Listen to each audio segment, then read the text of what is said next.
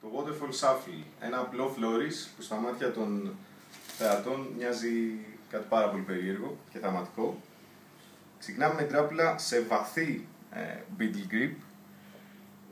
αρκετά πιο βαθιά από ότι σε κανονικό, και αυτό που θέλουμε να καταφέρουμε είναι να λυγίσουμε τα φύλλα ώστε να πάρουν το σχήμα της ασπίδας, ας πούμε, του χεριού, ξεκινώντας από το πάνω μέρος τους, πιέζουμε ώστε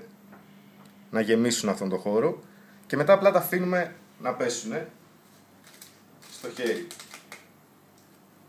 Ο ρυθμός πρέπει να είναι ελεγχόμενος, πρέπει να είναι ομοιόμορφος βασικά, δηλαδή δεν θα αφήσουμε λίγα, μετά λίγα ακόμα, πρέπει να είναι κάτι ομοιόμορφο ώστε να γίνει ωραίο στο μάτι. Η βασική λογική είναι αυτή και ο λόγος που ονομάζεται Waterfall Shuffle δεν είναι shuffle, προφανώς δεν ανακατεύουμε τα φύλλα, αλλά όσο περίεργο και αν ακούγεται, πολλοί από τους θεατές νομίζουν ότι ανακατεύουμε κάνοντας αυτή την κίνηση, που τα φύλλα έχουν ανακατευτεί, οπότε δεν υπάρχει κανένας λόγος να τους χαλάσουμε το illusion.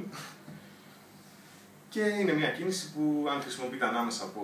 κόλπα, ας πούμε, ενδεχομένως να προσθέτει και στην εντύπωση ότι τα φύλλα ανακατεύονται, αλλά σίγουρα είναι πολύ καλή στο μάτι αυτών που δεν την έχουν ξαναδεί.